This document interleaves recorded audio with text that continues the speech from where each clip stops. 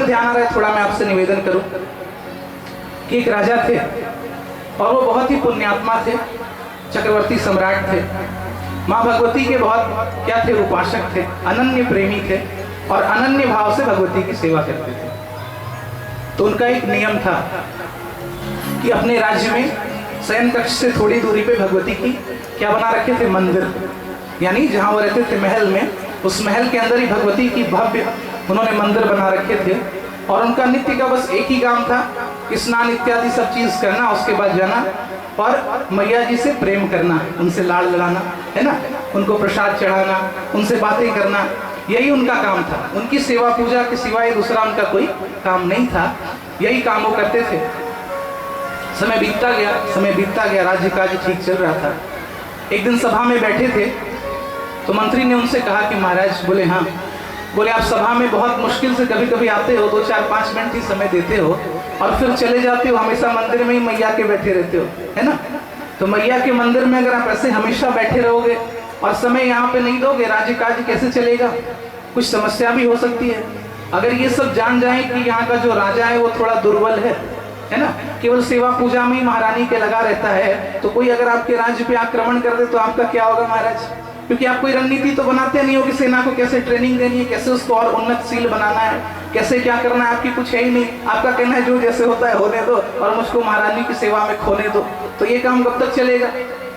और उसने मंत्री से कहा कि देख, मेरे राज्य का जिम्मा मेरी महारानी पे है ना, और मेरा जिम्मा बस उनसे प्रेम करना है ना, दूसरा कोई काम नहीं है। क्योंकि कहते हैं कि तेरे दर पे आना मेरा काम है और मेरी बिगड़ी बनाना तेरा काम है ना।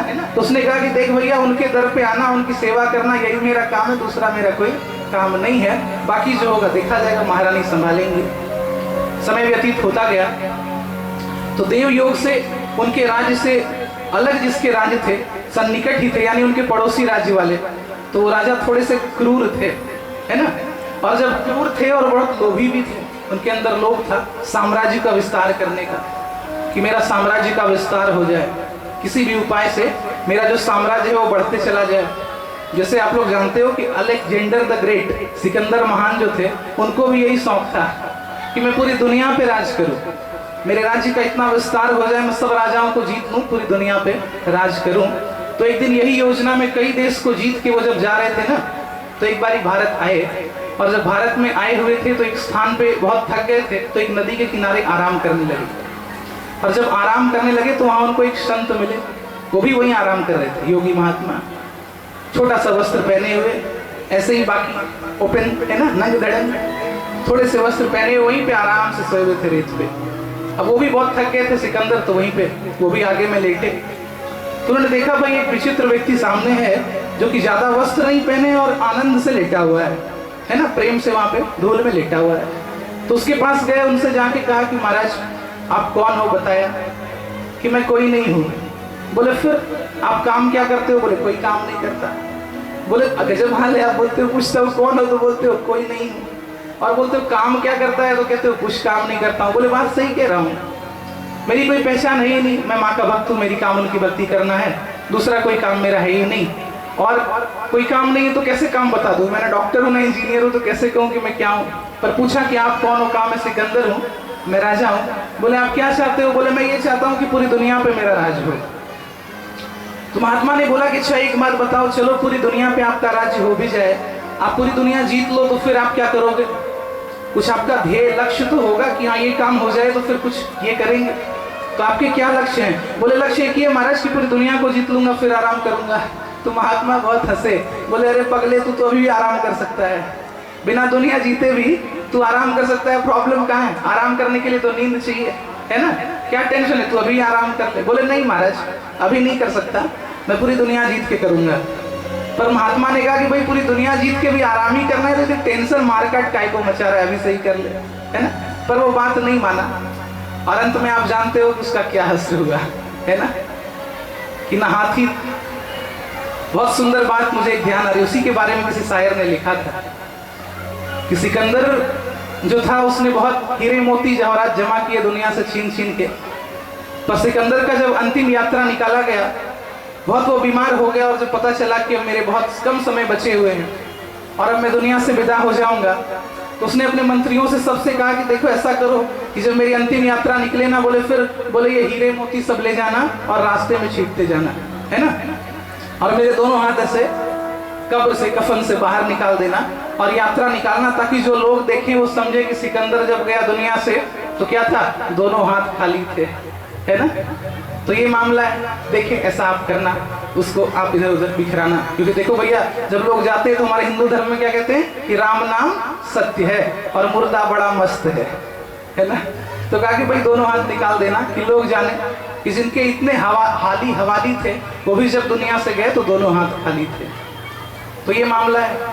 तो वैसे ही जैसे सिकंदर को शौक था, इस राजा को भी अपने राज्य का विस्तार करने का बहुत शौक था। तो इसने सोचा कि भाई उसको पता चल गया कि ये भगवती की सेवा केवल मेरा पड़ोसी राजा करता है, काम कुछ नहीं करता है ना, राज्य काज का इसको ज्ञान ही नहीं है। बोले अगर मैं इस पर आक्रमण कर दूं तो बोले फिर ये राज्य भी मेरा हो जाएगा, मेरे राज्य का विस्तार हो जाएगा, मैं बड़ा राजा हो जाऊंगा। ये विचार उसने मन में किया और क्या किया जानते हैं, आक्रमण कर दिया। कहां पर, ये जो धर्मनिष्ठ राजा थे इनके राज्य पर। और जब आक्रमण कर दिया तो कहते हैं कि राजा उस समय आरती कर रहे थे महारानी की, माँ भगवती की आरती कर रहे थे। तो सेवक गया, उसने जाके कहा कि महाराजा धीराज की जय हो। बोले कुछ तो बोल नहीं पाए, आरती कर रहे थे। पर सेवक ने कहा कि महाराज देखो हमारे राज्य पर आक्रमण हो गया है, इसलिए जल्दी से ये आरती का काम निपटाओ और यहाँ से चलो, युद्ध करने जाना है। पर राजा ने कुछ नहीं किया, इशारा किया कि तुम चले जाओ। सेवक चला गया। काफी समय बीता। समय बीतने के बाद वापस से सेवक आया, दूत आया और उसने कहा कि महाराज हमारी सेना निरंतर मराती ही जा रही है, युद्ध में उनके प्राण निकलते जा रहे हैं, तो आप ऐसा करो, आप जल्दी से चलो अब तो युद्ध करने के लिए, नहीं तो हम लोग हार जाएंगे, प्राण से भी हाथ धोने पड़ेंगे, राज्य से भी। पर वो तो बेचारे सेवा में लगे थे, ध्यान नहीं दिया। समय और बीता, दूत आया घबराता हुआ, कहा महाराज बिल्कुल आधे से अधिक सेना मारी जा चुकी है और मंत्री जी, मैं और कुछ सैनिक बचे हुए हैं, आपसे प्रार्थना है कि अब तो आप जल्दी चलो। पर राजा वैसे ही मुस्कुरा रहे थे। कुछ समय बाद जब सब सेवा का कार्य पूर्ण हो गया तो राजा युद्ध के क्षेत्र में गए वहां पे। और जब वहां पे गए तो देखा कि केवल उनके मंत्री वहां पे हैं और कुछ सैनिक उनके साथ थोड़े से बचे हुए हैं, बाकी सारे सैनिक का गोविंदाय नमो नमः, बेड़ा पार है ना। तो राजा घबराए, बोले भाई अब क्या करूं, पर राजा हूं, यहाँ पे आया हूं राज्य बचाने के लिए, युद्ध तो करना ही है, प्रजा के साथ तो नाइंसाफी नहीं कर सकता, तो मुझे युद्ध करना ही पड़ेगा। और ऐसा मन में विचार करके वो युद्ध करने के लिए तैयार हो गए। और जब युद्ध करने के लिए तैयार हो गए तो भीषण युद्ध होने लगा।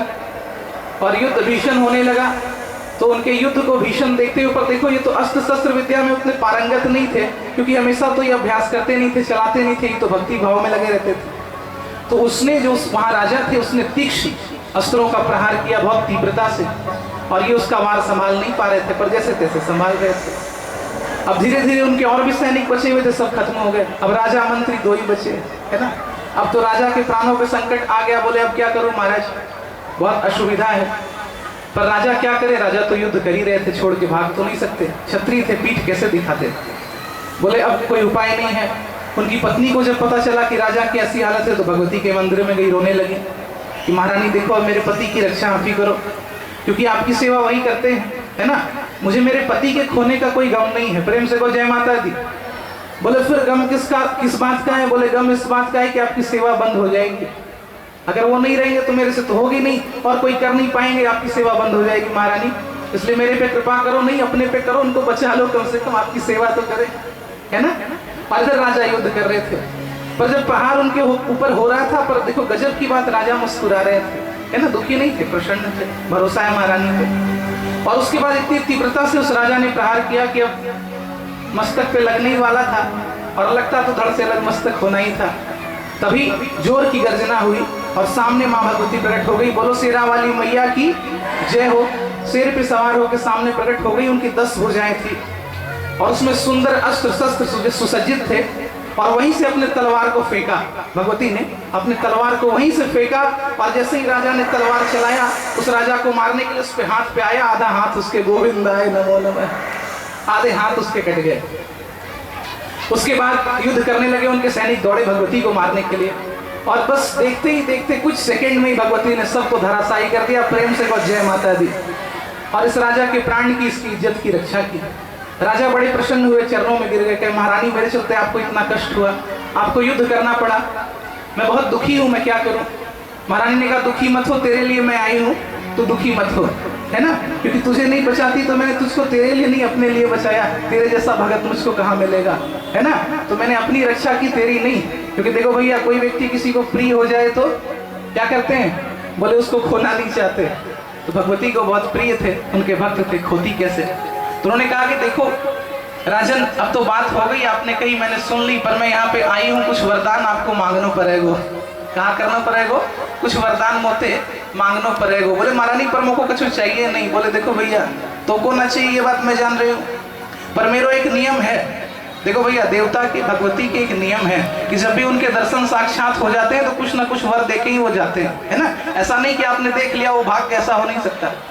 तो जब भी दर्शन अगर उनके आपके होंगे तो उनको देना ही पड़ेगा। जैसे आप कथा में यहाँ पे आ गए हो, तो ये मत सोचो कि आप कथा में आके बैठ गए हो, साक्षात भगवती यहाँ बैठी हैं, आप दर्शन कर रहे हो और जा रहे हो तो कुछ नहीं आपको मिल रहा, ऐसा नहीं है। आप कथा में आ गए तो कुछ ना कुछ देना इनकी मजबूरी है और इनके लिए जरूरी है। प्रेम से को जय माता दी। उसने निवेदन किया कि देख, तू मेरे पास आया, तू मेरा भक्त है, आज तूने मेरा दर्शन साक्षात कर लिया, अगर नहीं करता तो कोई बात नहीं, पर कर लिया, तुझे कुछ मांगना पड़ेगा। बोले महारानी पर मेरी तो कोई इच्छा है नहीं। बोले देख, मेरी प्रतिष्ठा का सवाल है ना, मेरे नियम है, नहीं तो संसार में सब कहेंगे कि कोई स्वयं भगवती आई और बिना कुछ दिए चलती। तो ऐसा तो दुनिया वाले करते हैं कि आपके यहाँ आते हैं, रहते हैं, आनंद करते हैं और आपको देना तो छोड़ के उल्टा आप कहीं लेके चल देते हैं। प्रेम से को जय माता दी। और भगवती ने कहा ऐसा नहीं हो सकता, तेरे को कुछ मेरे से मांगना पड़ेगा। तो उसने कहा महारानी मैं एक ही चीज मांगना चाहता हूँ। बोले बोलिए। बोला मांगना ये चाहता हूँ कि मेरे चलते ये जो मेरे सैनिक हैं बेचारे मारे गए। बोले क्या मतलब। बोले अगर मैं युद्ध में पहले आ जाता तो हो सकता है मैं मारा जाता, तब ये मारे जाते, है ना, पर मैं जल्दी पहुंच नहीं पाया, इसलिए मेरे प्राण तो बच गए, पर बेचारे इन लोगों के प्राण चले गए। तो ये दोष मुझे न लगे महारानी, इसलिए आपके चरणों में प्रार्थना है कि अगर अतिशय आप मेरी भक्ति से प्रसन्न हो तो इनको जीवित कर दो। क्या कहा, अगर आप मेरे पे प्रसन्न हो तो इनको जीवित कर दो। भगवती ने कहा कि तथास्तु, कर दिया। और तथास्तु कहते ही सारे सैनिक उठ खड़े हुए और जय जयकार लगाने लगे, बोलो शेरा वाली मैया की जय हो। महारानी ने आशीर्वाद दिया, अंतर्ध्यान हो गई, राजा सुख पूर्वक राज्य करने लगे, है ना। तो देखो भैया, निवेदन मैं आपसे ये करता हूँ कि जिस दिन महारानी पे आपको भरोसा हो जाएगा और अपनी जिंदगी की डोर आप उनके हवाले कर दोगे, उसी दिन आपका बेड़ा पार होने से कोई रोक नहीं सकता। और फिर कोई भी ऐसी वस्तु नहीं है जो आपको परेशान कर दे, आपको दुखी कर दे, आप सदा प्रसन्न रहोगे। पर करना क्या पड़ेगा, अपने आप को किसके हवाले करना पड़ेगा, दुनिया वालों के, है? बेटे के, पत्नी के।